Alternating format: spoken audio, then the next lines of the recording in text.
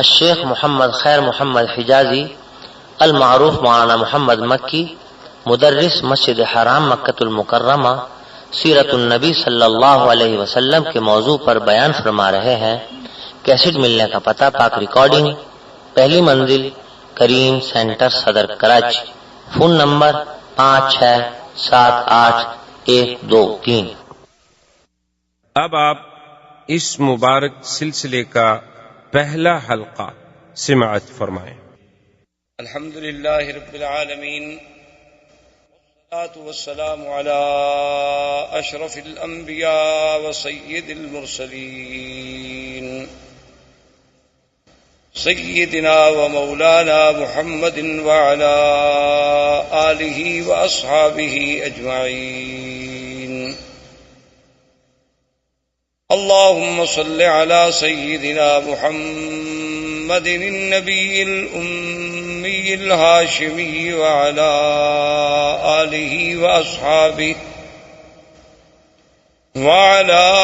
آله وأصحابه البررة الكرام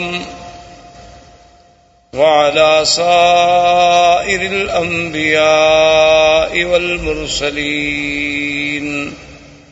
والملائكة المقربين، أما بعد، فقد قال الله تبارك وتعالى في القرآن المجيد والفرقان الحميد: أعوذ بالله من الشيطان الرجيم، بسم الله الرحمن الرحيم. هو الذي بعث في الأميين رسولا منهم يتلو عليهم آياته ويزكيهم ويعلمهم الكتاب والحكمة وإن كانوا من قبل لفي ضلال مبين. قال النبي صلى الله عليه وسلم: أنا محمد وأنا أحمد وأنا الماهي الذي يمحو الله بي الكفر وأنا الحاشر الذي يحشر الناس على قدمي وأنا العاقب الذي ليس بعده نبي، أو كما قال النبي صلى الله عليه وسلم. صدق الله العلي العظيم وصدق رسوله النبي الكريم، ونحن على ذلك لمن الشاهدين ومن الشاكرين، والحمد لله رب العالمين. برادران اسلام، آج کے درس میں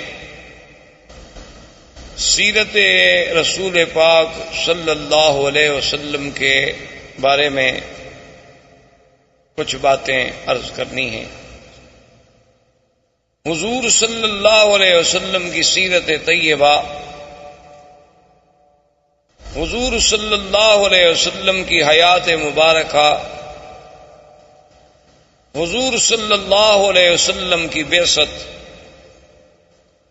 حضور صلی اللہ علیہ وسلم کی عالمگیریت، حضور صلی اللہ علیہ وسلم کے انس و جن کے لیے مبعوث ہونا، حضور صلی اللہ علیہ وسلم کی نبوت و رسالت تک، قیامت تک کا جاری رہنا، یہ ساری چیزیں اور سارے پہلو اس کے متقاضی ہیں کہ جیسے خود اللہ نے قرآن میں فرمایا ہے کہ میرے نبی صلی اللہ علیہ وسلم کے آنے سے پہلے اس جزیرہ عرب کا اور عرب کے احوال کی کیا کیفیت تھی، تو اس کا پس منظر جب تک ہمیں تھوڑا بہت معلوم نہ ہو تو پھر سیرت کا صحیح مقام جو ہے اس کے سمجھنے تک رسائی حاصل کرنا بہت مشکل ہوتا۔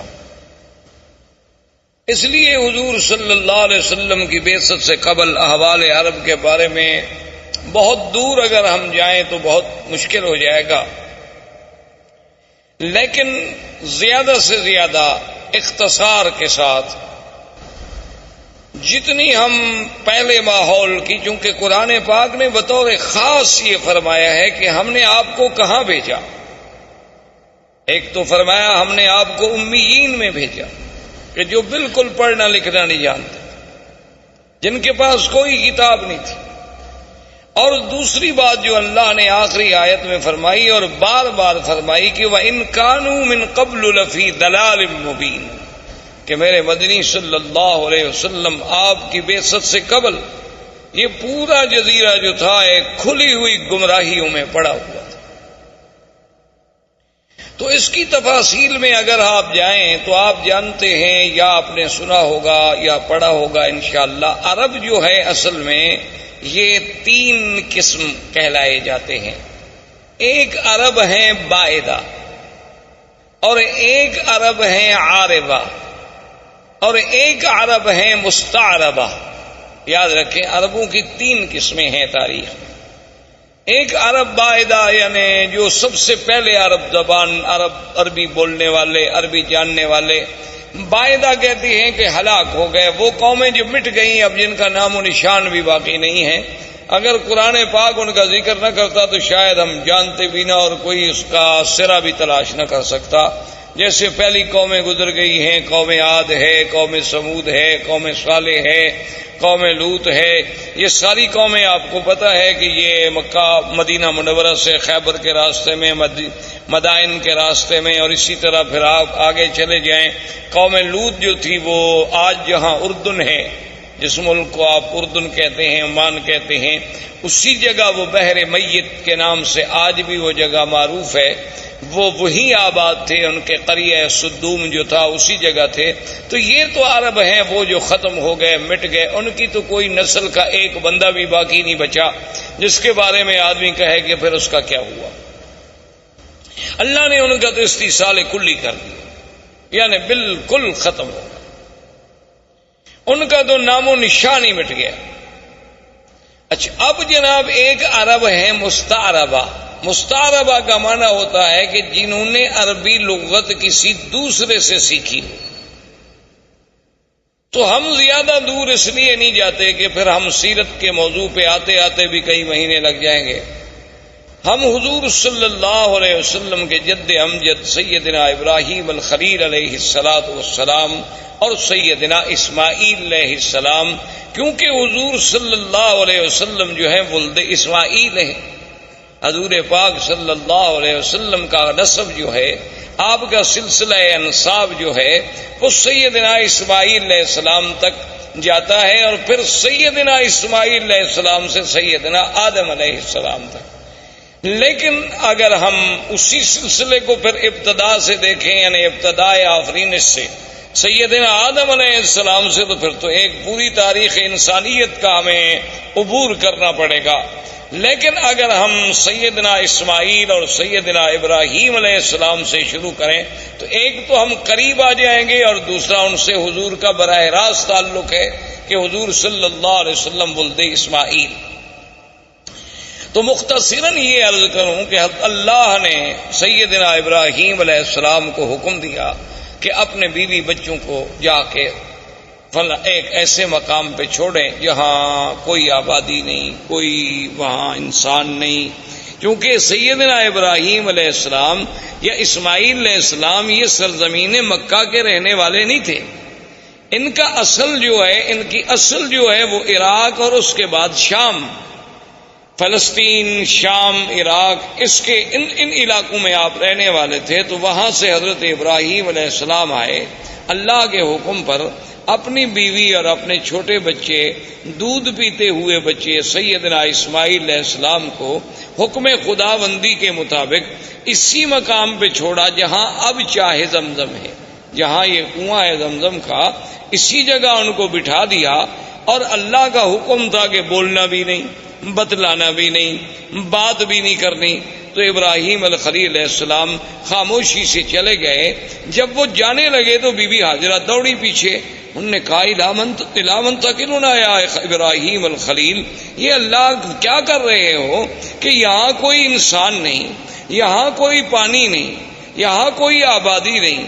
وادن غیر ذی زرع کالے پہاڑوں میں گھری ہوئی ایک وادی ہے، تو اور یہاں جہاں کعبہ شریف ہے یہاں بالکل ایک ٹیلے کا نشان تھا، تو ہمیں کیسے چھوڑ کے جا رہے ہو؟ ابراہیم علیہ السلام خاموش ہیں چونکہ اللہ کا حکم نہیں جواب دینے کا۔ تو آخر بی بی نے مجبور ہو کر یہ جو جنت المعلا جسے آپ کہتے ہیں نا جنت المعلا، یہ اصل میں اس کو معلا کیوں کہتے ہیں کہ یہ کعبۃ اللہ کا سرزمین مکہ کا اونچا حصہ ہے، یعنی یہ اعلیٰ ہے، اعلیٰ معنی بلند، اور یہ جو ہے اسفل، یہ مسفلہ جس کو آپ کہتے ہیں محلہ مسفلہ، اس کو مسفلہ کیوں کہتے ہیں کہ یہ اسفل ہے، یہ یعنی نیچے والا حصہ ہے اور وہ جانب اعلیٰ ہے۔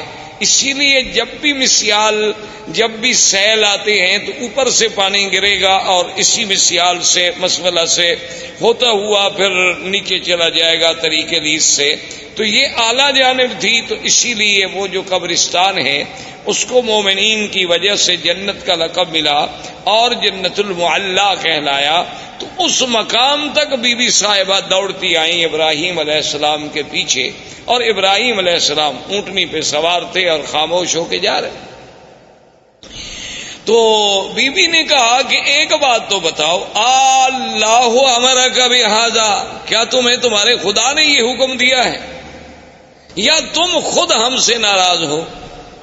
بھئی خامن جو اپنے بچوں کو چھوڑ دے کو وجہ تو ہوگی نا، اپنی بیوی بچوں کو چھوڑ کے جا رہے ہیں، اور چھوڑ بھی ایسی جگہ جا رہے ہیں نا، یہ تو نہیں کہ ان کو سسرال میں بھجوا دیا، بچوں میں بھجوا دیا، کسی بھائی کے گھر میں بھجوا دیا، ایک ایسے مقام پہ چھوڑ دیا کہ بعدن غیر ذی ذرع، جہاں کچھ بھی نہیں۔ تو جب انہوں نے یہ کہا تو اللہ نے حکم دیا کہ جواب دے، تو آپ نے فرمایا ان اللہ امرنی، اللہ نے مجھے حکم دیا ہے، میں اللہ کے حکم کے بغیر تمہیں نہیں چھوڑ کے جا رہا۔ تو اب بی بی کے قدم رک گئے، اور علماء نے لکھا ہے کہ بی بی نے فرمایا کہ اذن لا یضیئنا، اور ایک روایت میں یہ بھی آتا ہے کہ بی بی نے کہا حسبنا اللہ ونعم الوکیل، کہ اب تم خلیل جاؤ، ہمیں بھی اللہ کافی۔ اگر اللہ نے حکم دیا ہے نا تو پھر اللہ ہمیں ضائع نہیں کریں گے، کیونکہ اگر اللہ نے حکم دیا ہے کہ ان کو یہاں چھوڑ دو، تو اگر اللہ ہمیں مارنا چاہتے تو وہیں فلسطین میں مار دیتے، اللہ ہمیں کچھ سزا دینا چاہتے تو وہیں شام کے علاقے میں دی جا سکتی تھی۔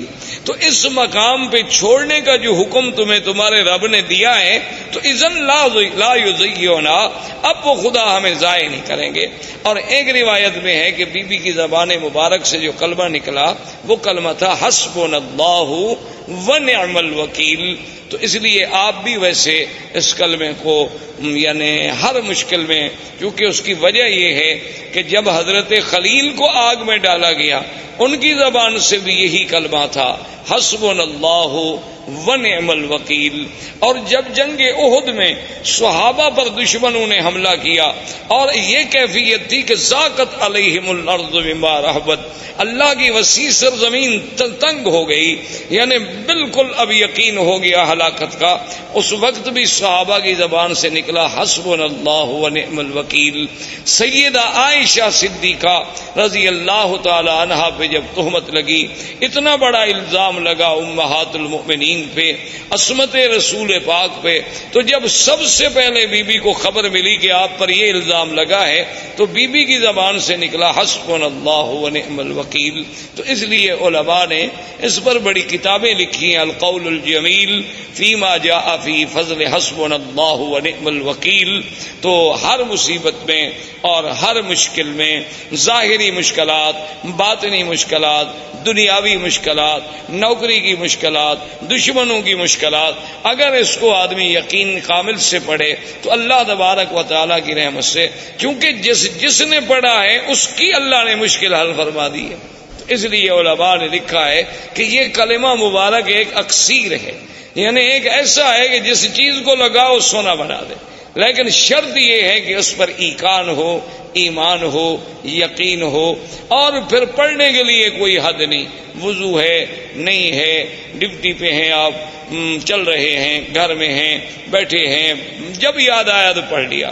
اور جس مشکل کے لیے پڑھیں گے اللہ کی رحمت سے فانقلبوا بنعمت من اللہ وفضل لم یمسسہم سوء، اللہ نے فرمایا کہ جب میرے مدنی کے صحابہ نے اس کلمے کو پڑھا تو ہم نے پھر ان کو نعمتوں کے ساتھ واپس لوٹایا، ان کو ذرا سی بھی پھر ہم نے تکلیف تکلیف نہیں پہنچنے دی، تو اللہ تبارک و تعالیٰ کے یہ کلمہ مبارک بی بی کی زبان سے بھی علماء نے لکھا ہے کہ نکلا اور بی بی واپس آ گئی۔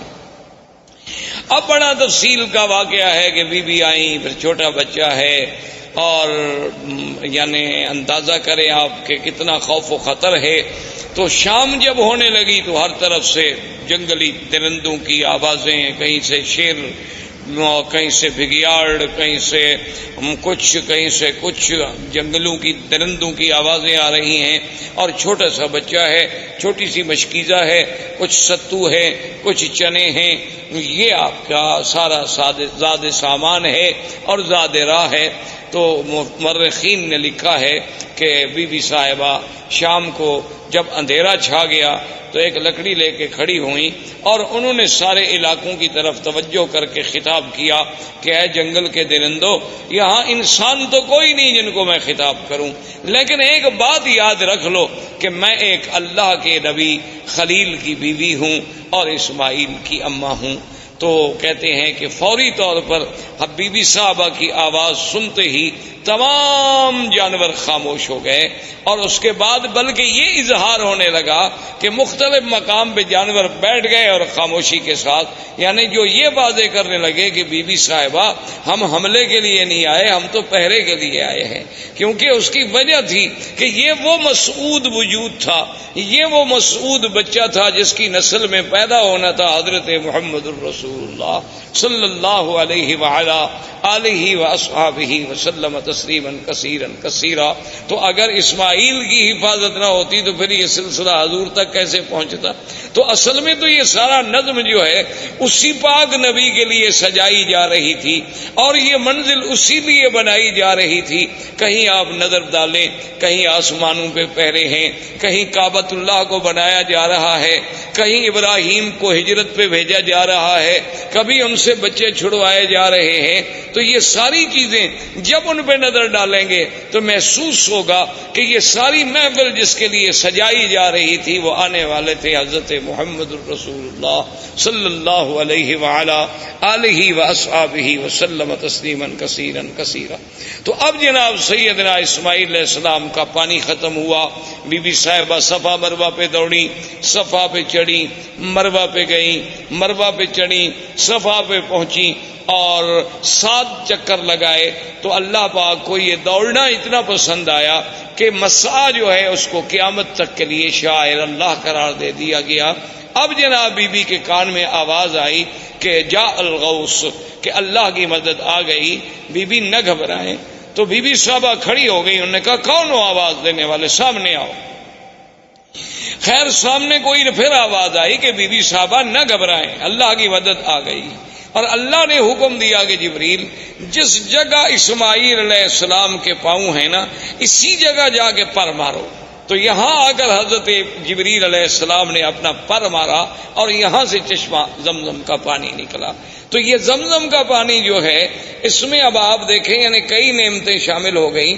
ایک تو یعنی جبریل علیہ السلام کا پر ہے، اور دوسرا اللہ کے نبی اسماعیل کے پاؤں ہیں، اور تیسرا اس میں ایک بڑی نعمت ملی ہے کہ حضور صلی اللہ علیہ وسلم نے آمنہ کے لال نے جب پیا تو آپ نے پینے کے بعد پانی بچا کے برتن میں ڈالا اور اپنا لعاب مبارک ڈالا، اور اس کے بعد حکم دیا کہ اس کو بھی زمزم میں ڈال دو، تاکہ وہ اسماعیل سے جو سلسلہ ہے نبوت کا جیسے زمزم ہے اسی طرح وہ سلسلہ بھی جڑ جائے کہ قیامت تک امت کو زمزم ملے کہ اللہ کے فرشتے کا پر ہو، میرے دادے کے پاؤں ہوں اور محمد مدنی کا لعاب ہو۔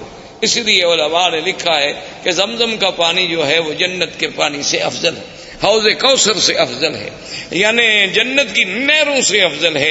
انہوں نے کہا اس کی وجہ یہ ہے کہ جنت کی نہریں تو اللہ کے حکم سے پیدا ہو گئی نا، کن ہو جا بس ہو گئی، اور اسباب کی حد تک تو وہاں کوئی چیز نہیں، حکم دیا گیا کہ جنت بن جا، بن گئی، حکم دے دیا نہریں جاری ہو جائیں، ہو گئی۔ لیکن یہاں تو اسباب بھی ہیں کہ 2 نبی اکٹھے، ایک رسول نوری ہے جبریل، وہ بھی رسول ہے، قاصد ہے اللہ کا، اور ایک پیغمبر حضرت اسماعیل، اور تیسرے پیغمبر سیدنا محمد الرسول اللہ۔ تو ان سب چیزوں کے جمع ہونے سے زمزم کو جو فضیلت ملی وہ جنت کے پانی سے بھی زیادہ بڑھ گئی۔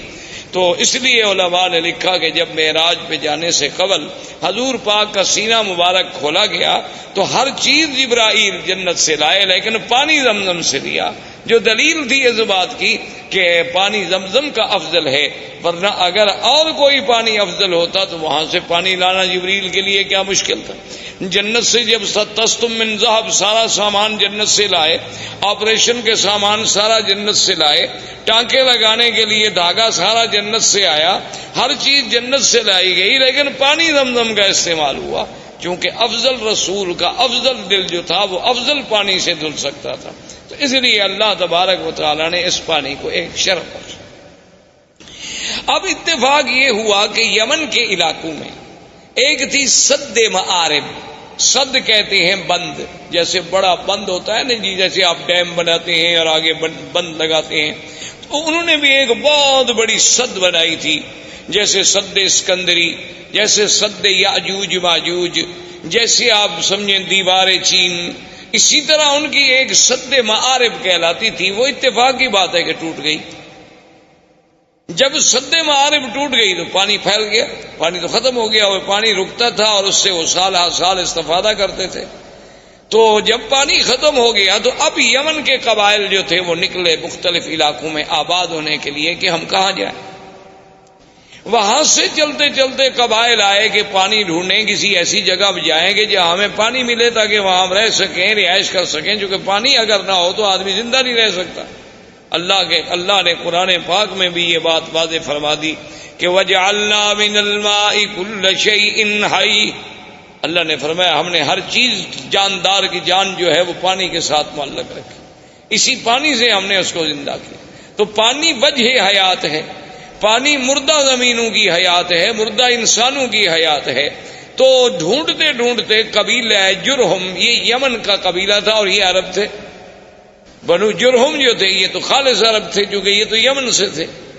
تو یہ قبیلہ جرہم جو ہے پانی تلاش کرتے کرتے کرتے جب مکہ مکرمہ کے قریب آیا تو دیکھا کہ کچھ پرندے اڑ رہے ہیں۔ اچھا یہ قاعدہ ہے کہ جہاں پانی ہو تو وہاں پھر پرندے آتے ہیں، ان کو بھی احساس ہوتا ہے کہ کوئی ہمیں پانی والی جگہ ملے۔ تو انہوں نے جب پرندوں کو اڑتے ہوئے دیکھا تو قبیلہ جرہم نے آپس میں مشورہ کیا، انہوں نے کہا کہ بھئی یہاں تو ہم نے کبھی پرندے اڑتے نہیں دیکھے، یہ کیا ہے، تلاش کیا جائے، اپنے آدمی بھیجے۔ تو انہوں نے کہا کہ ہاں وہاں تو پانی ہے، ایک بڑا چشمہ ہے اور وہاں ایک بوڑھی عورت بھی بیٹھی ہے اور ایک بچہ بھی ہے۔ تو انہوں نے کہا کہ ٹھیک، وہ قبیلے کا قبیلہ سارا یہاں پہنچا۔ لیکن اس زمانے میں ان کے اندر کچھ اخلاق ہوتے تھے، یعنی باوجود اس کے کہ عرب میں یہ قتل قتال لڑائی یہ سب چیزیں بڑی عام تھی، لیکن پھر بھی کچھ ضوابط تھے، کچھ اصول تھے۔ تو وہ جب آئے تو انہوں نے بی بی صاحبہ سے کہا کہ بھی ہم پانی کی تلاش میں یمن سے نکلے ہیں، اب آپ خود اندازہ کریں کہ یمن سے چلتے چلتے ہم مکہ پہنچے اور یہاں ایک چشمہ ہے، تو آپ اگر ہمیں اجازت دیں کہ ہم اس چشمے کے قریب رہ جائیں تو آپ کی بڑی مہربانی ہوگی۔ تو بی بی صاحبہ کو بھی اللہ نے عقل دیا، انہوں نے فرمایا کہ ہاں آپ یہاں رہ سکتے ہیں، لیکن پانی پر آپ کا حق نہیں ہوگا، پانی ہمارا، اس پر حق جو ہے میرا اور میرے بیٹے کا ہوگا۔ پانی آپ لے سکتے لیکن یہ کنواں آپ کا ملک نہیں سمجھا جائے گا، اس پر ہمارا ہی کنٹرول ہو، ہمارا ہی تسلط ہو۔ انہوں نے کہا کہ جی بالکل ٹھیک ہے، ہم مانتے ہیں۔ اور ایک روایات تاریخ میں یہ بھی آتا ہے کہ بی بی نے کہا کہ بھی اس کا کچھ آپ ہمیں معاوضہ بھی دیں گے، آخر پانی کا فائدہ جو آپ اٹھائیں گے۔ تو انہوں نے کہا کہ ہم وہ بھی دیں گے۔ تو یہاں سے پھر قبیلہ جرہم جو تھا یہاں آباد ہو۔ جرہم قبیلے کی آبادی کے بعد حضرت اسماعیل علیہ السلام جوان ہوئے تو ان کی شادی بھی جرہم قبیلے سے ہوئی۔ جب ان سے ہوئی تو اب حضرت اسماعیل علیہ السلام نے عربی زبان جو تھی وہ جرہم سے سیکھی، اس وجہ سے آپ جو ہیں عرب مستعربہ کہلائے کہ آپ کی اپنی زبان مبارک عرب نہیں تھی بلکہ آپ نے عربی جو تھی وہ جرہم سے سیکھی۔ اب زبان جو ہے اس پہ قابو ہو گئے، اور حضرت اسماعیل علیہ السلام کی عمر مبارک جو ہے جب 16 سال کی تھی، اللہ نے اس حضرت ابراہیم الخلیل علیہ السلام کو حکم دیا، وہ آئے اور بنائے کعبہ کا حکم ملا کہ یہاں اللہ کا گھر بنائیں۔ تو ابراہیم علیہ السلام نے اس کعبے کی اللہ کے حکم سے بنیاد رکھی، اور بنیاد اسی قواعد پہ رکھی گئی جو آدم علیہ السلام نے قواعد رکھے تھے اللہ کے حکم سے۔ اب ایک تاریخ میں یہ آتا ہے کہ ابراہیم علیہ السلام نے پوچھا کہ اللہ آپ کا حکم ہے کہ میرا کعبہ بناؤ، لیکن مجھے پتہ نہیں کتنا طول ہے، عرض ہے، کتنا کعبہ ہے، کہاں دیواریں ہوں گی۔ وہ تو ایک ٹیلا تھا نا جی، بارشیں آتی اور فلڈ آتے اور سیل آتی، سیلاب آتے اور چیزیں یہاں پھینک کے چلے جاتے، تو بنتے بنتے ایک بہت بڑا ٹیلا بن گیا۔ تو اللہ نے حکم دیا کہ ہم آسمان پر بادل کا ایک ٹکڑا بھیجتے ہیں، جہاں جہاں بادل کا سایہ ہو سمجھ لو گی یہ جگہ کعبہ ہے، اور جہاں سایہ نہیں ہوگا تو وہ جگہ کعبہ نہیں، اسی جگہ تم نشان لگا لو۔ تو کعبۃ اللہ کے اوپر ایک سایہ ایسے جیسے سائبان کھڑا ہو جاتا ہے، یعنی وہ کھڑا ہو گیا، اور حضرت اسماعیل علیہ السلام، حضرت ابراہیم اور اسماعیل علیہ السلام نے نیچے کعبۃ اللہ کے نشان لگا۔ دیکھیں نا کہ آج 1400 سال کے بعد دنیا ترقی کرتی ہے نا جی، کہ جوی نقشہ، کہ بھئی ہم ہیلی کاپٹر پہ بیٹھ کے یا فضاؤں سے بیٹھ کے یا چھوٹے جہازوں پہ بیٹھ کے اوپر سے وہ کسی علاقے کا کسی شہر کا نقشہ بناتے ہیں، لیکن اللہ نے اپنے کعبے کے لیے تو 4000 سال پہلے سے نقشے کا انتظام فرما دیا کہ بھی اس کی پیمائش دیکھنی ہے، طول و عرض دیکھنا ہے، اور ان کے فوٹو تو غلطی بھی کر سکتے ہیں، لیکن وہ تو سایہ اتنا صحیح تھا کہ اس میں جب ابراہیم علیہ السلام نے کھودا تو نیچے حضرت آدم علیہ السلام کی بنیادیں مل گئی، تو اس پر وہ کعبۃ اللہ کی جو ہے وہ تعمیر۔ اب جو مقام ابراہیم ہے اس کے بارے میں دو چیزیں ملتی ہیں ہمیں تاریخ۔ ایک تو صحیح روایات جو ہیں وہ یہ ہیں کہ جب دیواریں اونچی ہو گئی تو اب ابراہیم علیہ السلام کے لیے مشکل تھا نا جی کہ اوپر پہاڑ پہ، دیواروں پہ، چٹانوں پہ کیسے پہنچائیں، کیسے پتھر کیسے لگائیں، نیچے والے تو اٹھا کے رکھ دیے نا، لیکن جب جگہ اونچی ہو گئی تو ضرورت تھی نا کہ کوئی ایسی چیز ہوگی جو ہمیں اوپر لے جائے۔ اب اس کے لیے ضرورت یہ تھی کہ درخت کاٹے جائیں، لکڑیاں کاٹی جائیں، پھٹے بنائے جائیں، ان کو باندھا جائے اور کھڑے ہونے کا ذریعہ بنے۔ تو اللہ نے حکم دیا کہ ابراہیم الخلیل، یہاں ایک پتھر ہے، اس پتھر پہ تم کھڑے ہو جاؤ، اور یہ تمہارے حکم کے ہم نے تابع کر دیا ہے، اس کو آپ حکم دیں گے یہ اونچا ہو جائے گا، اور حکم دیں گے تو خود بخود یہ نیچے چلا جائے۔ یعنی آپ دیکھیں نا آج کرینوں کے جو تصور ہیں، مشینری کے جو تصور ہیں کہ آپ کے بٹن سے ضرورت کے مطابق اوپر ہوں گی نیچے ہوں گی، لیکن اللہ تبارک و تعالیٰ کی کمال قدرت دیکھیں اور انبیاء کے معجزات دیکھیں کہ نہ تو کوئی مشینری لگائی گئی، نہ وہاں کوئی موٹر لگائی گئی، نہ کوئی بجلی کا انتظام کیا گیا، بس پتھر کو حکم دے دیا کہ جو میرا نبی کہتا ہے مانو، پتھر تابع ہو گیا، بات ختم ہو گئی۔ اللہ تبارک و تعالیٰ چاہے تو داؤد علیہ السلام کے پتھر تابع کر دیں، اللہ چاہے تو ابراہیم علیہ السلام کے تابع کر دیں، تو ابراہیم علیہ السلام کھڑے ہو جاتے، پتھر اوپر ہو جاتا، پھر نیچے ہو جاتا، اور اس پر حضرت ابراہیم علیہ السلام کے قدموں کے نشان پڑ گئے۔ ویسے آپ کو بھی کبھی دھوکہ ضرور لگا ہوگا، آپ جب دیکھتے ہوں گے مقام ابراہیم کے پتھر کہ بھئی اتنا چھوٹا پاؤں اور اندر کیسے پورا چلا گیا۔ یہ پورا اندر نہیں تھا، یہ تو اصل میں یہ ہے کہ یوں پتھر تھا نا، تو آپ نے جب پاؤں رکھا تو پاؤں کا نشان لگ گیا اندر تھوڑا سا، یہ بعد میں تو ہم نے چوم کے چاٹ کے الحمدللہ اس کو نیچے پہنچایا۔ یہ ہماری اپنی مہربانیاں ہیں، یعنی باقی جو ہم نے محنت کی ہے نا، جو روزانہ ہاتھ جو لگاتے رہے ماشاءاللہ، جیسے حضرت سلمان فارسی رضی اللہ تعالیٰ عنہ کے باغ میں جو کھجوریں تھیں تو ہمارے حاجیوں نے ماشاءاللہ ان کو سینے لگا کے کھجور آدھی ختم ہو گئی، اور نتیجہ یہ نکلا کہ آخر وہ کھجوریں بوسیدہ ہو گئیں اور وہ گر گئیں۔ تو ہماری قوم تو ان چیزوں کی ماشاءاللہ بہت ماہر ہے، اللہ تبارک و تعالیٰ کی مہربانی ہے کہ وہ جناب اس نے جو ہاتھ لگانا شروع کیا اور یوں چاٹنا شروع کیا، دیکھا نہیں کہ کڑے جن میں غلاف کعبہ باندھا جاتے ہیں ان کو ہر 2 سال کے بعد بدلنا پڑتا ہے، یہ اس کو بھی پکڑ کے ہلا رہے رہتے ہیں اور وہ بھی گس جاتے ہیں وہاں، کیونکہ ہر وقت جو ایک آدمی نے پکڑا ہوا ہو تو کیا کرے آدمی۔ تو بہرحال تو مقام ابراہیم اس پتھر کا نام۔ اچھا اللہ کی شان دیکھیں، یہ مقام ابراہیم جہاں اب ہے یہاں نہیں تھا، یہ مقام ابراہیم جو ہے بالکل کعبۃ اللہ کی دیوار کے ساتھ تھا، کیونکہ یہ تو تعمیر میں کام لگایا گیا نا جی، اور تعمیر کے بعد وہیں اس کو چھوڑ دیا گیا، اس کو دور لانے کی تو کوئی وجہ ہی نہیں تھی۔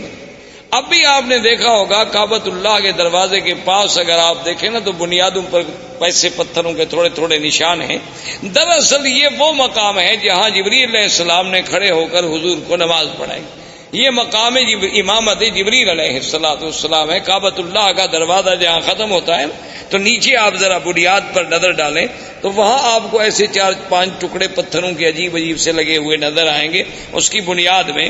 تو یہ وہ جگہ ہے جہاں سیدنا آقا انعامدار سرکار دو عالم صلی اللہ علیہ وسلم کو جبریل نے نمازیں پڑھائیں، 5 اول وقت میں اور 5 آخر وقت میں.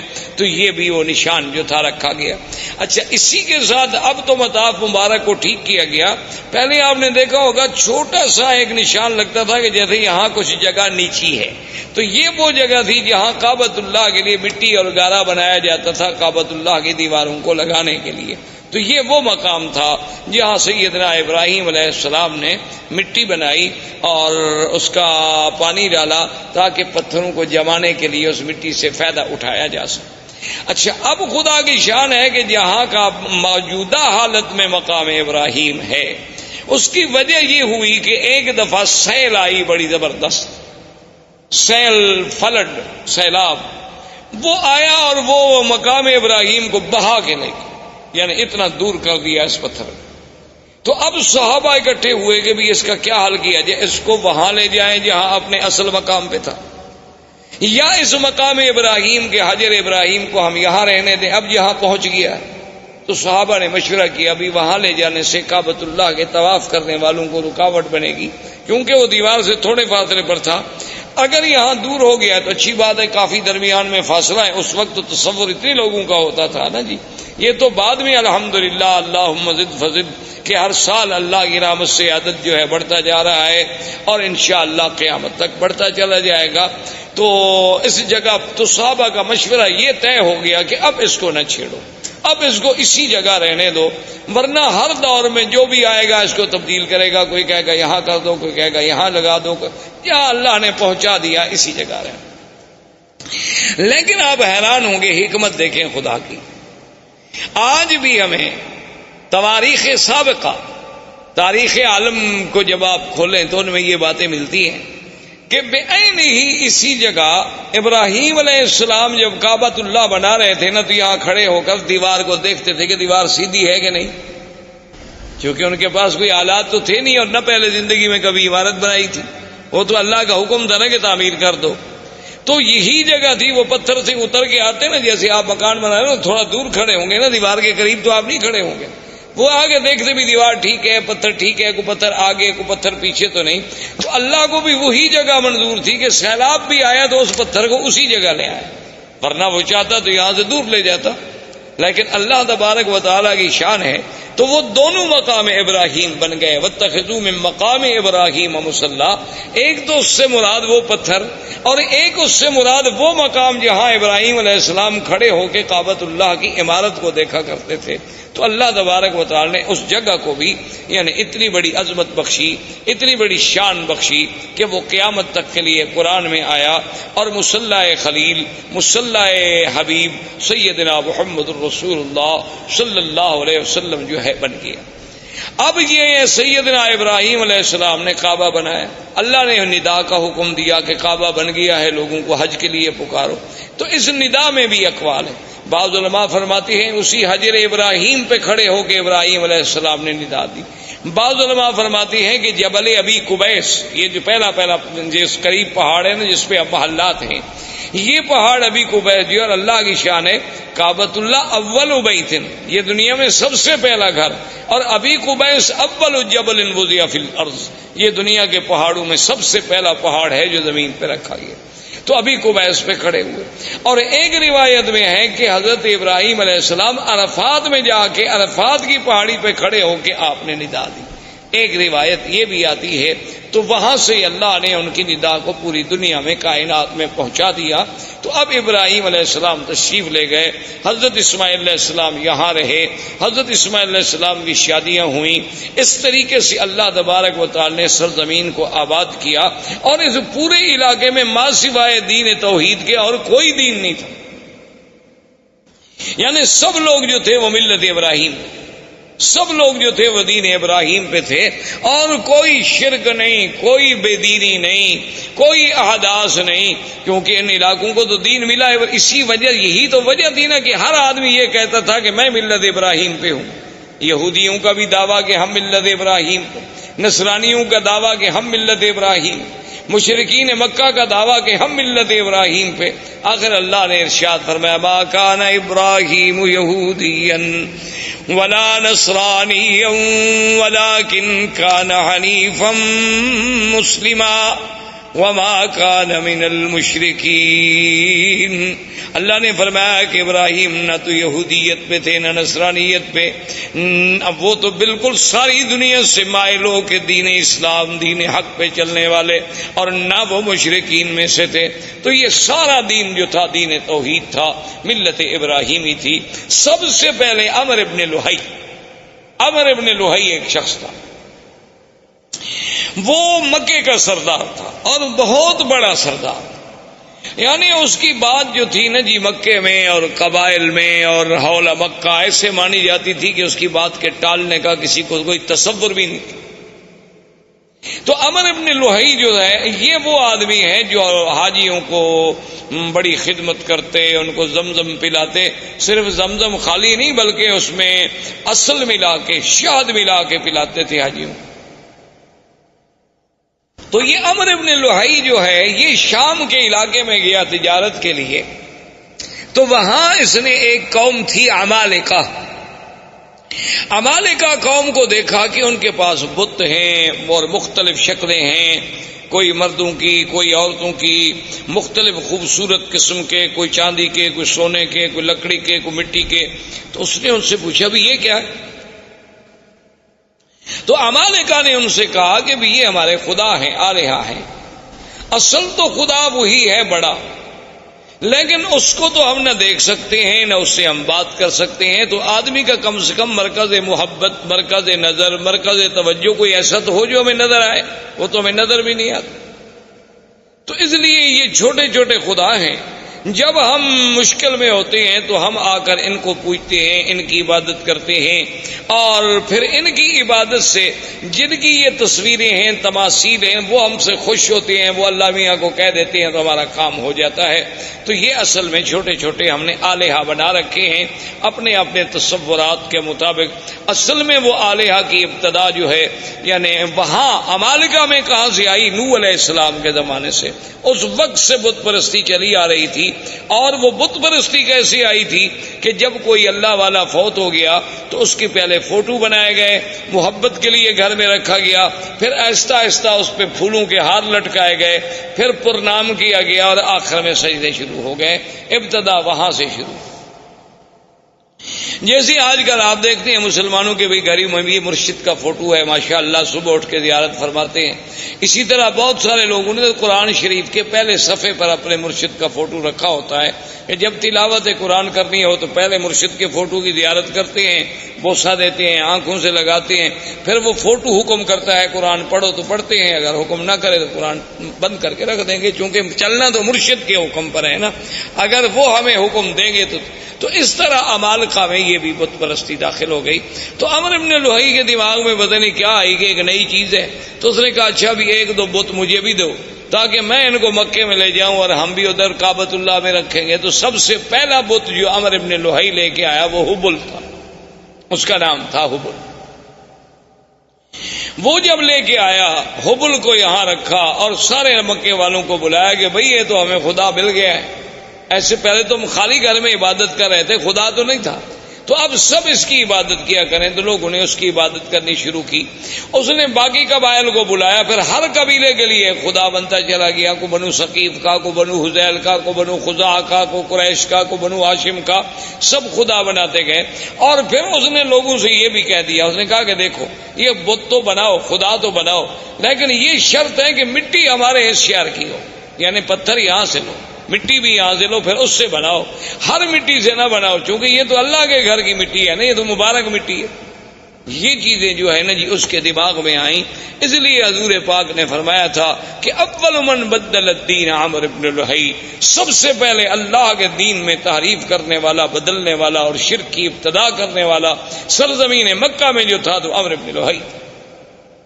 اور حضور نے یہ بھی ارشاد فرمایا کہ انی رأیت، فرمایا میں نے مجھے دکھایا گیا ہے کہ یجر امعاہ فی النار، کہ وہ اپنی آنتیں جو ہے جہنم میں گھسیٹتا ہوا جہنم میں چل رہا ہے. تو یہ وہ پہلا شخص تھا جس سے بت پرستی کی ابتدا ہو۔ اس نے آرڈر کر دیا کہ بھئی کوئی آدمی بت بنائے، ہر قبیلہ بت بنائے، لیکن وہ بت مکے کے پتھروں سے ہو۔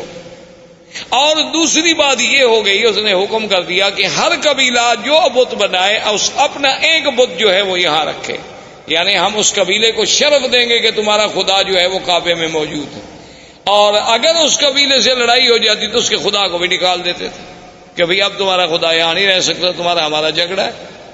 تو اس طرح جناب یہ ہوا، حتیٰ کہ بڑا عجیب واقعہ ہے کہ ایک شخص سفر پہ گیا تو اس کو وہ اپنا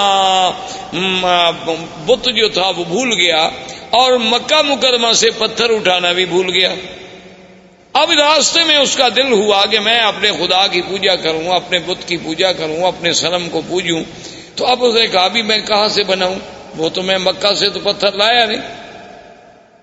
جیسے ہمارے روافض نے بھی آپ نے دیکھا ہے، ان کا بھی ایک مٹی کا ایک ایسے ٹھیلا گول سا بنا ہوتا ہے، وہ سجدے میں وہی استعمال کرتے ہیں۔ وہ کہتے ہیں یہ قرب و بلا کی مٹی ہے، تو وہ مقدس مقام کی مٹی ہے، اس کے بغیر ہمارا سجدہ نہیں ہوتا۔ کیونکہ حضرت حسین نے شہید ہوتے وقت اسی پہ سجدہ کیا تھا، تو لہذا وہی مٹی لے کے وہ ہر جگہ چلتے ہیں، اس کو بنایا ہوتا ہے، وہ سامنے رکھیں گے اور اسی پہ وہ اپنا سجدہ کریں گے، باقی کسی جگہ کے لیے ان کا سجدہ نہیں ہوتا۔ اللہ نے ہمارے لیے پوری دنیا پاک کی، انہوں نے جناب تنگ کرتے مشرکین مکہ نے کہا مکے کے پتھروں کا بت بناؤ، انہوں نے کہا کربلا کا بناؤ۔ تو بہرحال اللہ رحمت فرمائے۔ تو اب جناب یہ ہوا کہ اس بندے کو سوچ آئی کہ میں کیا کروں۔ اس نے کہا کہ میرے پاس کھجوریں البتہ تھی سفر میں، اور تو کوئی خوراک نہیں ہوتی تھی، تو میں نے کھجوروں کو اکٹھا کیا، اور کھجوروں کو جیسے میرا بت تھا نا اس کی شکل کا ایک بت کھجوروں سے بنایا، کھجوروں سے اس کی گٹھلیاں نکال دی، اور کھجوروں کو معجون کی شکل دے کر میں نے اس کا بت بنا دیا اور اس کی پوجا کرنی شروع کی۔ اس کی عبادت کرتا رہا، لیکن کہتے ہیں جب بعد میں بھوک لگی تو خدا کو کھا گیا، اور میں کیا کرتا۔ وہ کہتے آخر میرے پاس کوئی حل نہیں تھا۔ جب سفر میں مجھے بھوک نے ستایا تو میں نے کہا یار میں اب کیا کروں، تو میں نے پھر خدا کی پہلے ٹانگ کاٹی، پھر ہاتھ کاٹا، پھر گردن کاٹی، اور آہستہ آہستہ کھا گیا سارا سفر میں، راستے میں بندہ خدا کو کھا گیا۔ یعنی آپ اندازہ کریں جاہلیت کا۔ اسی لیے اکبر نے حالی نے کہا تھا نا کہ کھڑے ہیں کھڑے ہیں، پڑے ہیں پڑے ہیں، جو ماپو تو بندے خدا سے بڑے ہیں۔ تو یہ فطرت انسانی ہے کہ جب وہ بھٹکتی ہے تو پھر ایسی حرکتیں کرتی۔ جیسے کہ ایک صحابی مسلمان ہوئے، اسلام لانے کے بعد لوگوں نے کہا کہ بھئی آپ ہمیں اپنی زندگی کا کوئی واقعہ سنائیں۔ اس نے کہا کہ بھئی آپ تو کہتے ہیں کہ یہ بت جو ہے نا کوئی فائدہ نہیں پہنچاتے، لیکن میرا جو خدا تھا نا، جو میرا بت تھا جس کی میں پوجا کرتا تھا، اس نے مجھے بہت فائدہ پہنچایا۔ اب صحابہ حیران ہو گئے کہ بت کیسے فائدہ پہنچائے۔ اس نے کہا ابھی کیسے؟ اس نے کہا اصل میں ایک دفعہ سفر پہ گیا، صحرا کا سفر تھا، تو میں اپنے بت کو چھوڑ کے کسی کام گیا، واپس آیا تو دیکھا کہ وَالثَّعْلَبُ يَبُولُ عَلَىٰ رَأْسِهِ، کہ ایک صحرا کی لومڑی کھڑی ہے اور میرے اس بت پہ پیشاب کر رہی ہے۔ تو میں نے کہا ھذا رب، یہ خدا ہو سکتا ہے جس پہ ثعلب آ کر پیشاب کر دے؟ تو میں نے اس وقت اس کو پھینک دیا اور دل میں اسلام داخل ہو گیا کہ واقعی اللہ تبارک و تعالیٰ کے دین کے علاوہ یہ محض ہمارے تخیلات ہیں اور فسادات ہیں۔ تو بہرحال میرے کہنے کا مقصد یہ تھا کہ یہاں سے عرب سے بت پرستی شروع ہوئی، اور آہستہ آہستہ یہاں شرک کی جڑیں پھیلتی چلی گئی۔ اب اسی طریقے سے پھر اب یہود جو تھے، یہود اور نصارہ، یہ یہود بھی کو مدینہ منورہ میں رہنے والے نہیں تھے، یہ بھی ان کا اصل جو تھا شام تھا۔ یہ وہاں سے آئے اور آ کر مدینہ منورہ میں آباد ہوئے۔ اس وقت مدینہ منورہ کو یثرب کہا جاتا تھا، اس کا نام مدینہ منورہ نہیں تھا۔ یہ وہاں آ کر آباد ہوئے۔ ان میں کئی قبائل تھے، بنی قینقاع تھے، بنو نذیر تھے، بنی قریظہ تھے، اور اسی طرح یمن سے کچھ لوگ نکلے۔ جب ربیعۃ بن النصر یمن کا آدمی تھا، اس نے خواب دیکھا کہ اپنے خواب میں کہ بعض احباش کہتے ہیں بہت گھٹیا قوم کے لوگ، وہ یمن پہ بادشاہ بن جائیں گے، تو وہ ڈر کے مارے اپنے خاندان کو لے کر وہ بھی وہاں سے نکلا، اور حیرہ میں جا کے اس نے، عراق کے اندر ایک جگہ ہے حیرہ، وہاں جا کر اس نے ڈیرا ڈالا، اور اس کے بعد پھر اس کا لڑکا پیدا ہوا جس کا نام جو ہے سنان ابن اسعد تھا، سنان اسعد، جس کا لقب تبا تھا، یہ اس کا بیٹا تھا، اور یہ پھر بہت بڑا بادشاہ بنا۔ اور اس نے پھر بڑی جنگیں کی اور بڑی لڑائیاں کی، اور یہ اسی ضمن میں آیا، مدینہ منورہ میں پہنچا، پھر مدینہ منورہ سے آگے چلا گیا، اور اس نے اپنے ایک بیٹے کو اسی یثرب کے مقام پہ چھوڑ دیا کہ بھی تم یہاں رہو، سنا ہے کہ یہاں علماء رہتے ہیں، اہل کتاب لوگ ہیں، ان سے کچھ استفادہ کرو۔ اچھا، خدا کی قدرت یہ ہے کہ کچھ عرصے کے بعد اس کے بیٹے کو مدینے میں کسی آدمی نے قتل کر دیا۔ وہ جب قتل ہوا تو اس کو اطلاع ملی کہ تمہارا تو بیٹا قتل ہو گیا۔ اس نے جناب چڑھائی کی، اس نے آگے چڑھائی کی اور جنگ لڑی، اور خدا کی شان دیکھیں، دنیا کی تاریخ میں یہ نرالی جنگ تھی کہ مدینے والے لوگ اس سے بادشاہ طبا کی فوجوں سے، یمن کی فوجوں سے سارا دن لڑائی لڑتے، جب شام ہوتی تو ان کے لیے کھانا بھجواتے، جب شام ہو جاتی وہ کہتے جی لڑائی اپنی جگہ ہے، مہمان ہیں یمن سے چل کے آئے ہیں مدینہ، کھانا تو دینا ہے۔ دن میں لڑائی اور شام، حیران ہوگی یہ کیسی قوم۔ ایک دن اس نے علماء یہود تھے دو، وہ آئے اس کے پاس، انہوں نے کہا کہ دیکھو تم چاہتے کیا ہو؟ اس نے کہا میرے بیٹے کو انہوں نے قتل کیا۔ انہوں نے کہا بیٹے کو قتل کیا، تم نے کتنے قتل کر دیے؟ اور تمہارا تو ایک بیٹا قتل ہوا، تم نے کتنے قتل کر دیے؟ چاہتے؟ اس نے کہا نہیں، میں تو یثرب کو مٹا دوں گا، میں تو اس شہر کا نام و نشان نہیں چھوڑوں گا دنیا میں۔ اس نے کہا بات سنو، یہ وہ جگہ نہیں جسے تم مٹا سکو، ہذہ مہجر محمد الرسول اللہ صلی اللہ علیہ وسلم، یہ ایک نبی پیدا ہوں گے عربی محمد پاک جن کی ہجرت کا مقام ہے، اس کو تم نہیں مٹا سکتے، اس کے مٹانے کا خیال چھوڑ دو، تم خود مٹ جاؤ۔ اچھا، تو وہ جناب ان کو ان کے کہنے پہ لڑائی مدینے سے بند ہو گئی، اور اس نے کہا اچھا ایسا کرو کہ تم دو علماء یہود جو ہے نا تم میرے ساتھ چلو، تاکہ میرے ملک میں بھی جا کے کوئی دین پھیلاؤ۔ اب جناب راستے میں ابھی وہ سفر کر رہا تھا کہ بنو حذیل ایک قبیلہ ہے جو مکے میں آباد، یہ بنو حذیل قبیلے کے لوگ جو تھے یہ دوڑے ہوئے پہنچے اس بادشاہ کے پاس، طبا کے پاس۔ انہوں نے کہا کہ هل تريد من الذهب والفضة ومن المجوهرات شيئا عظيما، کیا تمہیں چاہیے کہ تمہیں ہم سونا، چاندی، ہیرے، جواہرات کا ڈھیر حوالے کر دیں؟ تم چاہتے ہو؟ اس نے کہا کون نہیں چاہتا۔ تو اس نے کہا وہ سارا کعبہ شریف کے اندر جو ہے یہ تمام دنیا کا سونا موجود ہے، آگے لے لو۔ کیونکہ اصل یہ بات ٹھیک بھی تھی، کیونکہ کعبۃ اللہ جب بنایا گیا نا جی تو اس کے درمیان میں ایک کنویں نما شکل بھی تھی، تو لوگ اس میں زیورات، سونا، چاندی، ہر چیز ڈالا کرتے تھے۔ یہ اسی کی نقل ہے نا کہ اللہ کے گھر کی تعظیم کی جاتی ہے، اب لوگ قبروں پہ جا کے اسی طرح پیسے ڈالتے ہیں، چاندی، سونا، زیورات، ہر چیز ڈالتے ہیں۔ تو بہرحال یہ ہے کہ اس نے قابل کو ٹھیک، اور اس نے فیصلہ کر لیا کہ کعبۃ اللہ کو جا کے گرا دو، اور وہاں جو خزانے دفن ہیں وہ سارے خزانے نکال کے میں یمن چلے جاؤں۔ ابھی اس نے یہ ارادہ کیا تھا کہ بالکل سیاہ ایسی اندھیری آئی کہ اتنا اندھیرا چھا گیا کہ اپنا ہاتھ بندے کو نظر نہیں آتا۔ اس نے پھر ان علماء یہود کو بلایا کہ جلدی آؤ، یہ کیا ہو گیا؟ انہوں نے کہا کہ راستے میں ایک شہر ہے، اس کے بارے میں تو تم نے کوئی بری نیت نہیں کی۔ انہوں نے کہا ہاں بالکل، یہ بنو حذیل کے لوگ آئے ہیں، وہ کہتے ہیں کہ وہاں کعبے میں بہت بڑا خزانہ دفن ہے، میں جا کے کعبے کو گراؤں گا۔ اس نے کہا تم کعبے کو نہیں گرا سکتے، وہ اللہ کا گھر ہے، وہ بنائے ابراہیم ہے، تم فوراً توبہ کرو اور چل کے کعبے کا طواف کرو۔ اس نے کہا طواف تو خیر میں نہیں جانتا، چلو پھر میں ویسے تعظیم کرتا ہوں، احتراماً میں چلا جاؤں گا، لیکن میں گراؤں گا نہیں، اب میں نے توبہ کر لی۔ اس نے توبہ کر لی کعبۃ اللہ کے نہ گرانے کی۔ رات کو خواب میں دیکھا کہ میں کعبۃ اللہ پہ غلاف چڑھا رہا ہوں۔ تو اس نے علماء یہود سے کہا، انہوں نے کہا چلو تعظیم کا یہ بھی ایک طریقہ ہے کہ اس کعبۃ اللہ پہ تم غلاف چڑھاؤ۔ تو سب سے پہلا غلاف چڑھانے والا وہ طبا تھا، حسنان ابن سعد۔ اس نے غلاف چڑھایا، پھر یہ غلاف چڑھتے رہے۔ اچھا کبھی ایسا بھی ہوتا تھا کہ غلاف پہ غلاف چڑھتے گئے، غلاف پہ غلاف چڑھتے گئے، تو بعض اوقات تو یہ بھی فیصلہ کرنا پڑا کہ ان غلافوں کے بوجھ سے کہیں دیواریں نہ گر جائیں، اس لیے پھر حکم دیا گیا کہ ایک غلاف رکھو، بھئی اتنے غلاف تو نہ چڑھاؤ۔ تو یہ ان دونوں یہودیوں کو لے کر اپنے ملک میں گیا، جس کی وجہ سے یمن میں بھی یہودیت پھیل گئی، یمن میں بھی یہودیت غالب آ گئی۔ اب اسی زمانے میں یمن میں یہودیت کا غلبہ ہو گیا، نجران کے علاقوں میں کچھ نصارہ تھے، اور اسی طرح ہرقل قیصر روم جو ہے وہ نصرانی تھا۔ تو اسی زمانے میں وہ ابو نواز بادشاہ تھا جس نے حدود بنائی تھی، جس نے خندقیں کھودی اور مسلمانوں کو جس میں جلایا گیا تھا، وہ ابو نواز تھا۔ اس نے جناب لوگوں کو جلا ڈالا کہ بھی یا تم مجھے خدا مانو ورنہ میں تمہیں آگ میں جلا ڈالوں۔ تو اس جلنے والے واقعے میں سے صرف ایک آدمی تھا جو بچ گیا، دوس۔ وہ وہاں سے بھاگا اور اس نے جا کے ہرقل سے کہا کہ یہ کیا بات ہے کہ ایک ہزاروں آدمیوں کو زندہ آگ میں جلا دیا جائے، اب تو یمن کے ہمارے قبیلوں میں کوئی بچہ ہی نہیں، میں صرف اپنی جان بچا کے بھاگ کے تمہارے پاس آیا ہوں، تم میری مدد کرو۔ تو ہرقل نے قیصر روم، اس وقت اس کا لقب تھا قیصر، دو سپر پاور تھیں اس زمانے میں، ایک فارس اور ایک قیصر، ایک روم، یہ دو سپر پاوریں تھیں۔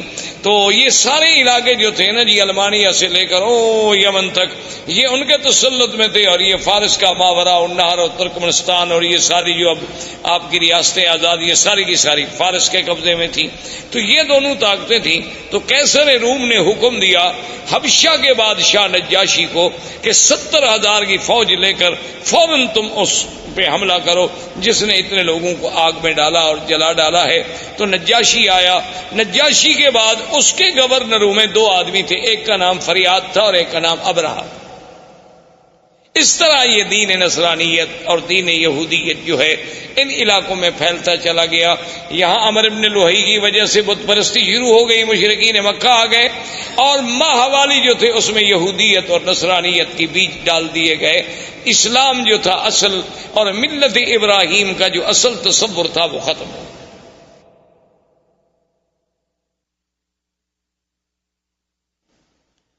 اب جناب یہ ہوا کہ آہستہ آہستہ ابرہہ اور اریاد اس کے درمیان میں بھی جنگ ہوئی۔ تو انہوں نے پھر ایک فیصلہ کیا، انہوں نے کہا دیکھو بات یہ ہے کہ تمہاری فوج اور ہماری فوج تو ایک ہے نا، ہم تو ایک نسل کے لوگ ہیں، بھی تم بھی اسی بادشاہ کے گورنر تھے، میں بھی اسی بادشاہ کا گورنر، فوج ایک، جنگ اور قبیلہ ایک، انسانی وہی سب احباش ہیں ہمارے۔ اگر تمہاری فوج ماری گئی تو احباش مارے گئے، میری ماری گئی تو احباش مارے گئے، ہم فوجوں کو کیوں ماریں؟ ہم ایسا کیوں نہ کریں کہ ہم دونوں آپس میں لڑیں، جو مر گیا مر گیا، جو بچ گیا وہ حاکم بن جائے۔ تو ابرہہ اور فریاد نے آپس میں جنگ لڑی۔ تو فریاد نے ایک تلوار کا بھرپور وار کیا جس سے ابرہہ کا ناک کٹا، جس کی وجہ سے ابرہۃ الاشرم، کہ وہ ناک کٹا ابرہہ، اس وجہ سے اس کا لقب پڑا۔ اس کی ناک کٹی، اس نے جو بھرپور وار کیا تو فریاد مارا گیا، لہذا ابرہہ بن گیا۔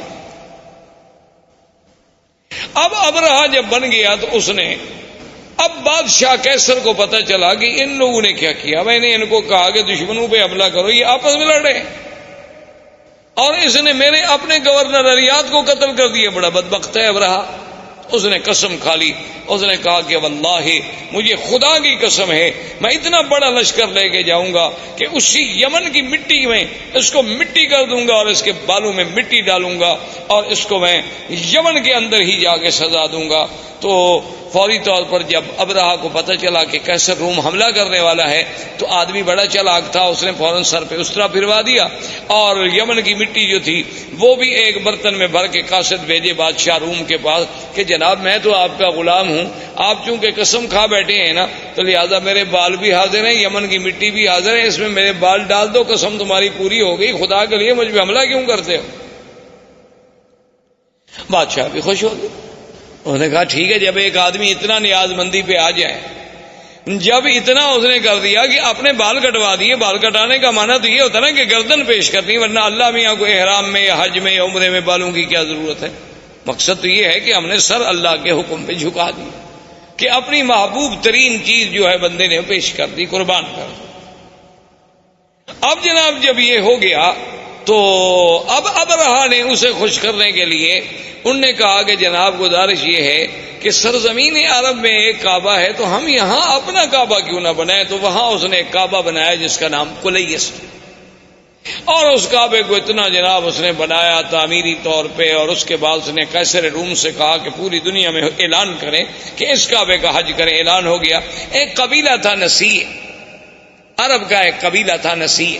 نسیع کا معنی ہوتا ہے کسی چیز کو پیچھے کرنا۔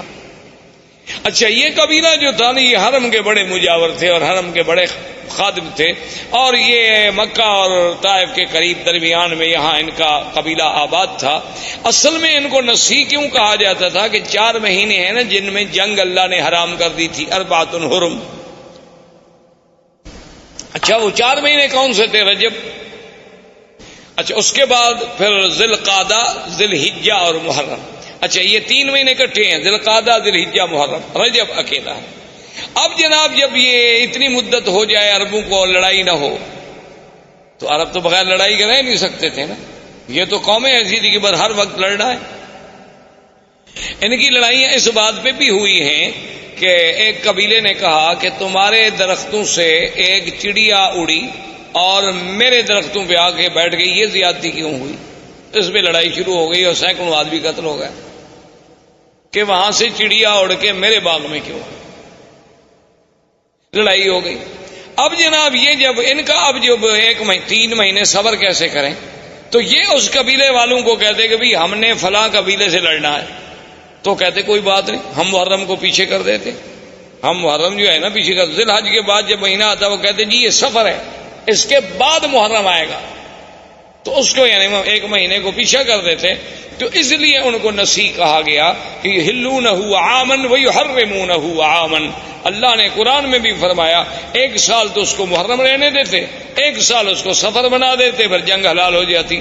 تو یہ نسی قبیلہ جو تھا، ان کو جب پتہ چلا کہ بھئی حبشے میں ابرہہ نے ایک کعبہ بنایا ہے خدا کے کعبے کے مقابلے پر، انہوں نے کہا بھی اگر آہستہ آہستہ اس کی رونق بڑھ گئی اور چرچا بڑھ گیا تو ہمارا تو مسئلہ ختم ہو جائے گا۔ یہ یہاں سے کچھ آدمی نکلے اور چوری چوری داخل ہوئے عبادت کے بہانے سے، رات کو وہاں گندگی کٹھی کی اور ان کی دیواروں کو گندگی لگا کے یہ غائب ہو گئے۔ صبح جب ابرہہ کو اطلاع ملی کہ تمہارے کعبے کو تمہیں بے حرمتی کی، اس نے کہا یہ کس نے کی ہوگی؟ اس نے کہا صاف بات ہے، صاف بات ہے، عرب قبائل کے علاوہ اور کون کر سکتا ہے، اور کسی کو ہمارے کعبے سے کیا دکھ ہے؟ تو تحقیق پر پتہ چلا کہ بھی ہاں یہ تو نسی والوں کا کام ہے، جو مکے کے کعبے کے مجاور ہیں نا، قبیلہ بنو نسی، یہ انہی کا کام ہے۔ انہوں نے کیا تو اس نے کہا کہ ٹھیک ہے، حکم دیا فوجوں کو کہ تیاری کرو، میں جا کے اس کعبے کو منہدم کرتا ہوں، جب تک وہ کعبہ رہے گا نا تو میرے کعبے کا جو ہے لوگ عزت نہیں کریں گے اور نہ یہاں کوئی حج کرے گا۔ اس کعبے کو توڑ دیتے ہیں، کچھ عرصے کے بعد لوگ بھول جائیں گے کہ کہاں کعبہ تھا، کہاں کیا تھا، کیا حج تھا، کیا احکام تھے۔ تو یہ وہاں سے لشکر لے کے چلا، اور اسی کے لشکر میں ہاتھیوں کا لشکر تھا، اور ان میں جو سب سے بڑا ہاتھی تھا اس کا نام محمود تھا۔ اس ہاتھی کا نام جو ہے محمود تھا، لوگ نام رکھتے تھے، اور اس کا سائز جو تھا چلانے والا اس کا نام انیس تھا۔ یہ جناب لشکر چلا، یہ جب آیا راستے میں تو لوگوں کو پتہ چلا کہ یہ عجیب بات ہے، کعبۃ اللہ کو گرانے کے لیے آ رہا ہے۔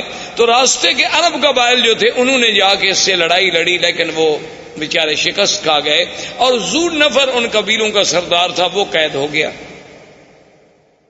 وہاں سے چلتے چلتے یہ طائف آیا۔ طائف میں اس وقت بنو ثقیف تھے، قبیلہ بنو ثقیف آباد تھا۔ تو بنو ثقیف کو پتہ چلا کہ ذو نفر جو ہے وہ بھی شکست کھا گیا، بنو خصم والے وہ شکست کھا گئے، تو ہم بنو ثقیف اب اس کا کیسے مقابلہ کر سکتے ہیں اتنے بڑے لشکر کا؟ تو انہوں نے ابرہہ کو پیغام بھیجا کہ دیکھو تم جا رہے ہو کعبۃ اللہ کو توڑنے کے لیے، ہم تمہارا راستہ نہیں روکتے، تم جانو مکہ جانے، کعبہ جانے، لیکن شرط یہ ہے کہ لا تؤذوننا، تم ہمیں ایذا نہیں پہنچاؤ گے۔ اس نے کہا بالکل ٹھیک، لیکن اس نے کہا کہ اپنی شرافت اور صداقت کی کوئی نشانی، کوئی دلیل تو دو نا کہ تم پکے ہو، ایسا تو نہیں کہ میں ادھر جاؤں اور تم پیچھے سے حملہ کر دو، کیونکہ بنو ثقیف بھی بڑی مشہور لڑاکی قوم تھی اور خاص طور پہ تیر انداز تھی۔ تو انہوں نے ایک آدمی تھا جس کا نام تھا ابو رغال، ابو رغال جو تھا نا جی، وہ انہوں نے کہا کہ یہ آدمی ہم تمہیں دے رہے ہیں، یہ ایسا آدمی ہے کہ ایک تو طائف سے لے کر مکے تک تمہیں راستے بتائے گا، اس وقت سڑکیں تھوڑی بنی ہوئی تھی، اور راستہ نہ جانو تو 2 دن کا راستہ 10 دن لگ جاتے تھے۔ تو یہ تمہیں دلالت کرے گا کہ کعبۃ اللہ کا راستہ کہاں ہے، اور تمہیں مکے تک پہنچا دے گا۔ اور اس ابو رغال نے اپنے قبیلوں سے، اپنے دین والوں سے غداری کی اور ان سے وفا کی کہ ان کو مکے کا راستہ بتلایا، اور وہ چلتے چلتے مکے کے قریب پہنچا، اور اسی راستے میں ابو رغال جو ہے وہ مر گیا۔ اور دنیا میں تاریخ میں یہ بات موجود ہے آج بھی کہ اس کی قبر جو تھی نا جی، آج تک دنیا میں ابی رغال کی قبر مشہور تھی کہ بعد میں عرب والے جاتے تھے اس کی قبر پہ جا کے پتھر مارتے تھے، جیسے جمرۃ العقبہ کو مارتے ہیں نا، کہ یہ وہ بدبخت ہے کہ جس نے اپنے دین کو بھی چھوڑا، اپنے قبیلوں کو بھی چھوڑا اور ابرہہ کو لے آیا کعبہ گرانے کے لیے۔ تو ابو رغال وہاں مر گیا۔ ابرہہ کا لشکر جب کعبۃ اللہ کے قریب پہنچے، اس نے ڈیرا ڈال دیا اور حکم دے دیا کہ جو لوگ ملے، مال ملے، مویشی ملے، سب پکڑ لو، چونکہ روپ ڈالنا تھا مکے والوں پر۔ تو ان مال مویشیوں میں 200 اونٹ جو ہے وہ عبد المطلب کے بھی پکڑے گئے۔ عبد المطلب جو ہیں یہ حضور صلی اللہ علیہ وسلم کے دادا ہیں، اور عبد المطلب جو تھے کان جسیمن وسیمن، یعنی بڑے خوبصورت، بڑے جمال والے، کیوں نہ ہوں آخر دادا ہے محمد الرسول اللہ صلی اللہ علیہ وسلم۔ انہیں پتہ چلا کہ جناب آپ کے 200 اونٹ پکڑ لیے ابرہہ نے، تو وہاں پہنچے اور انہیں پتہ چلا کہ ذو نفر جو ہے ہمارے قبیلہ عرب کا قید میں ہے، تو ذو نفر کو ملے کہ بھئی تمہارا کوئی تعلق ہے؟ انہوں نے کہا میرا تعلق ہوتا تو میں قید ہوتا، البتہ میں یہ کر سکتا ہوں کہ جو ہاتھی چلانے والا 19 ہے سائس، اس زمانے میں ہاتھی کا جو سائس ہوتا تھا نا اس کو بڑا تقرب ہوتا تھا، جو وہ بادشاہ کے قریب بیٹھتا تھا، بادشاہ کا ہودج جو ہے سب سے بڑے ہاتھی پہ ہوتا تھا، تو میں 19 کو کہہ دیتا ہوں، کیونکہ راستے میں چاہے میں قید میں رہا لیکن ہماری کچھ دوستی ہو گئی آپس میں۔ تو اس نے 19 کو سفارش کی۔ 19 نے ابرہہ سے کہا کہ عبد المطلب سردار جو ہے مکے کا ملنے آیا ہے، تو اس نے کہا ٹھیک ہے۔ جب عبد المطلب داخل ہوئے تو کہتے ہیں ابرہہ پہ اتنا روب پڑا، اتنا ان کا دبدبہ اور جلال تھا کہ اس نے کہا کہ تخت پہ برابر بٹھاؤں تو پھر تو بات شاید نہ بنے، خود تخت سے نیچے اتر آیا اور استقبال کیا اور خود بھی نیچے بیٹھ گیا اور عبد المطلب کو بھی اپنے برابر بٹھایا۔ اتنا روب آ گیا اس کے دل پر کہ یہ کون ایسا خوبصورت جمال والا آدمی۔ اور پھر عبد المطلب جیسا فصیح آدمی، بولنے والا آدمی، اس نے کہا جی آپ حکم دیں، آپ کیسے آئے؟ انہوں نے کہا جی کوئی مسئلہ نہیں ایسا، مسئلہ صرف اتنا ہے کہ میرے 200 اونٹ جو ہیں وہ آپ کے لوگوں نے، آپ کی فوجیوں نے پکڑے ہیں، وہ آپ مجھے چھوڑ۔ تو ابرہہ ہنسنے لگا۔ تو اس نے کہا کیا بات ہے؟ اس نے کہا کہ عبد المطلب دیکھو جب تم آئے نا تو میرے دل میں تمہاری بڑی عزت، بڑی عظمت تھی، میں نے کہا یہ تو سردار اس قسم کے تو میں نے آج دیکھے ہیں، لیکن جب تم نے بات کی نا تمہاری عزت ساری ختم۔ عبد المطلب نے کہا ولی ماذا، کیوں؟ اس نے کہا عجیب بات ہے، میں کعبۃ اللہ کو گرانے کے لیے فوج دے کے بیٹھا ہوں، تم مکے کے سردار ہو، تم مجھ سے معافی مانگے، مکے پہ چڑھائی نہ کرو، کعبۃ اللہ کو نہ گراؤ، ہمیں معاف کر دو، واپس جاؤ، تم اونٹ چھڑانے کے لیے آئے، تمہیں اونٹوں کا فکر ہے۔ تو عبد المطلب نے بڑے غور سے دیکھا اور کہا کہ ابرہہ سنو، انا رب الابل ولہذا البیت رب یحمی، سن لو کہ میں ان اونٹوں کا مالک ہوں، لیکن اس گھر کا بھی ایک مالک ہے جو اس کی خود حفاظت کرے گا۔ مجھے کیا ضرورت ہے حفاظت کرنے کی؟ ہم تمہارا مقابلہ نہیں کر سکتے، تو یہ کون سی معقولیت ہوگی کہ ہم بلا وجہ جنگ لڑیں؟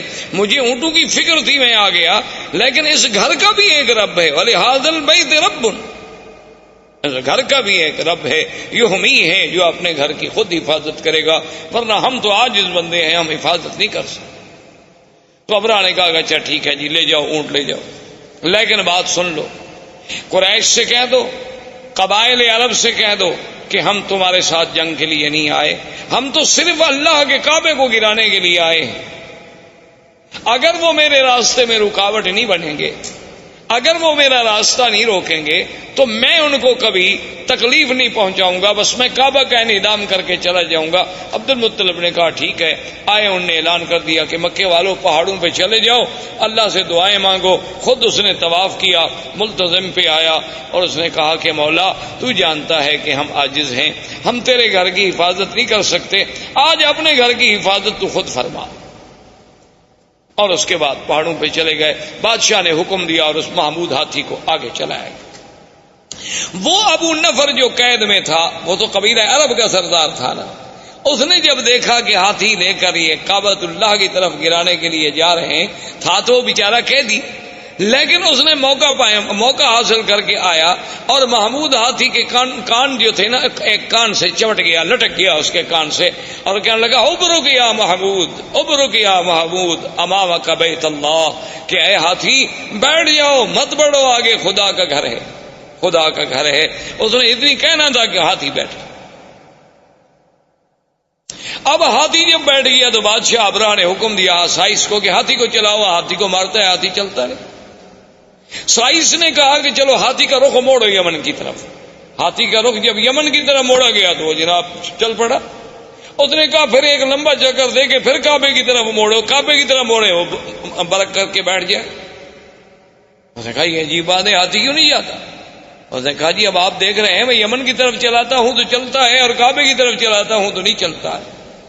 تو ابھی اسی اسنا میں تھے کہ اللہ تبارک و تعالیٰ کے حکم سے کعبۃ اللہ کی جانب سے آسمان پہ سیاہی پھیل گئی اور چھوٹے چھوٹے پرندوں کا اتنے بڑے غول آئے کہ جیسے بادل ہوتا ہے, جس کو قرآن کہتے ہیں الم تر کیف فعل ربک باصحاب الفیل الم یجعل کیدہم فی تضلیل وَأَرْسَلَ عَلَيْهِمْ طَيْرًا أَبَابِيلَ تَرْمِيهِمْ بِحِجَارَةٍ مِّن سِجِّيلٍ فَجَعَلَهُمْ كَعَصْفٍ مَّأْكُولٍ.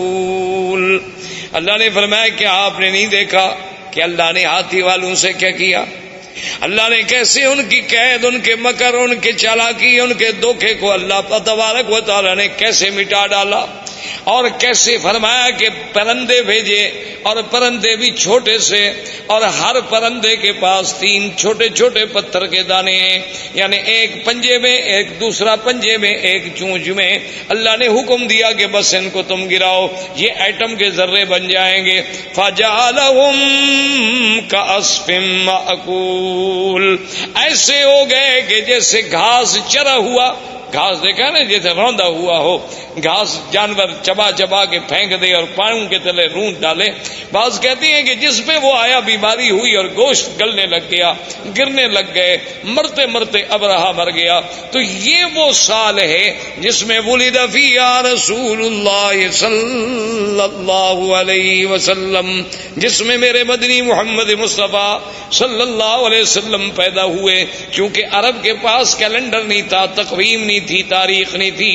وہ بڑے بڑے حوادث کو یاد کرتے تھے کہ یہ واقعہ کب ہوا, یہ واقعہ کب ہوا.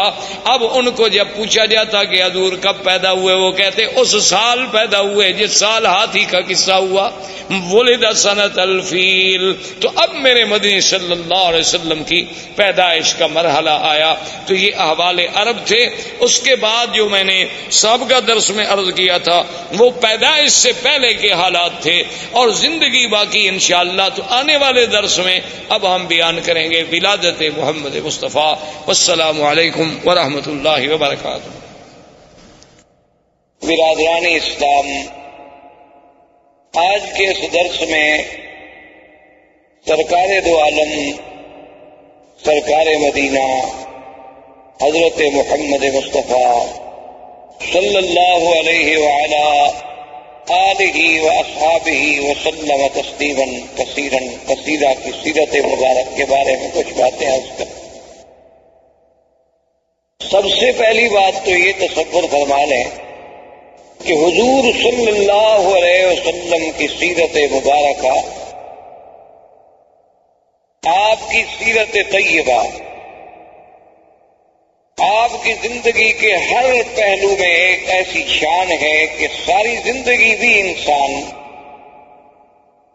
اگر اس کو بیان کرنے کے لیے اپنی پوری سعی و جد و جہد کرے تو وہ زبانیں گنگ ہو جائیں گی, قلم ٹوٹ جائیں گے, لیکن حضور صلی اللہ علیہ وسلم کی سیرت کے پہلو بیان نہیں ہو سکتے.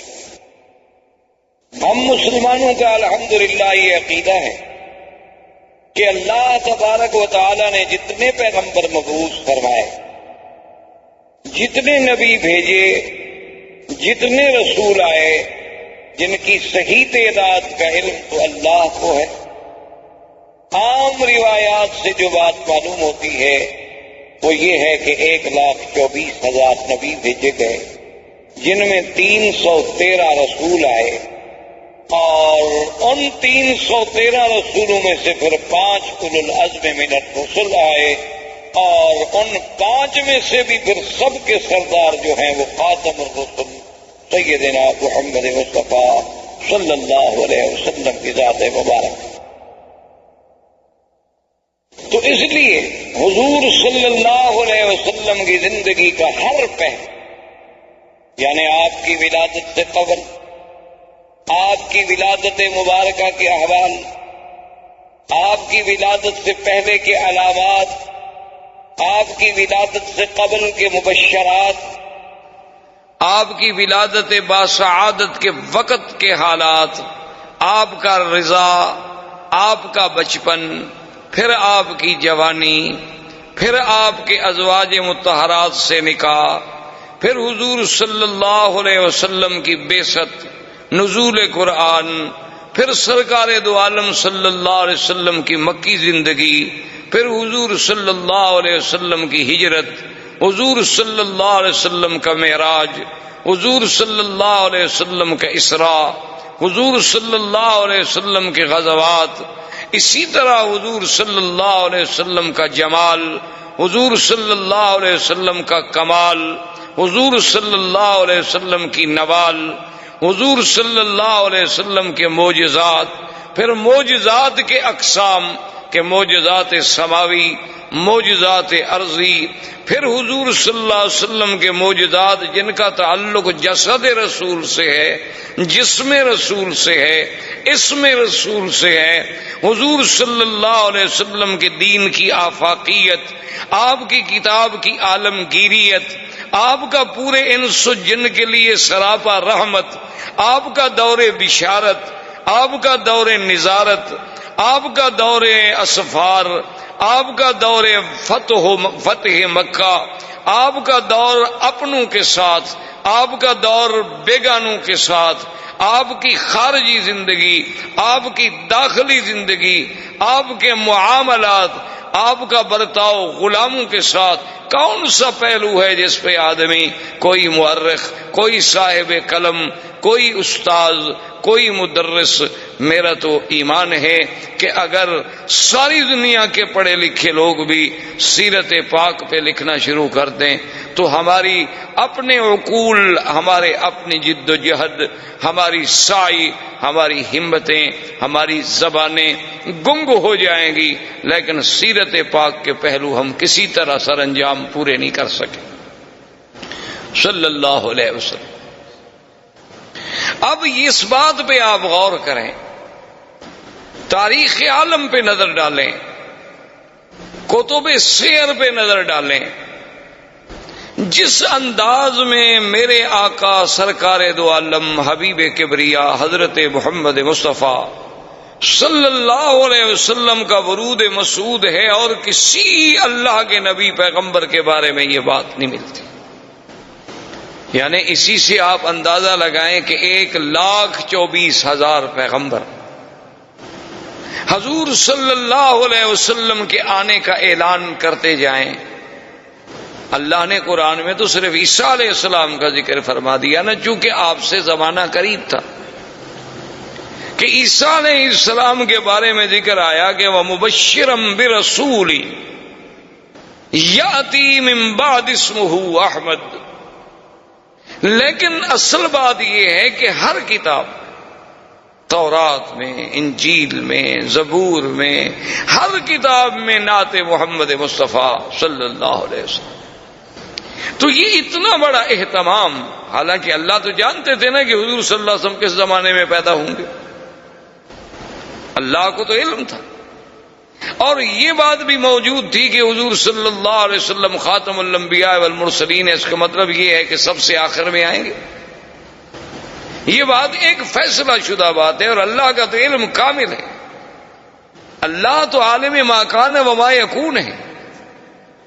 لیکن یہ قاعدہ ہے کہ جتنی شان ہوگی، جتنی عظمت ہوگی، اتنا ہی اس کا اہتمام ہوگا کہ ہر پیغمبر آئیں اور حضور کے آنے کے بارے میں خوشخبری دیں اور امت کو بتلائیں۔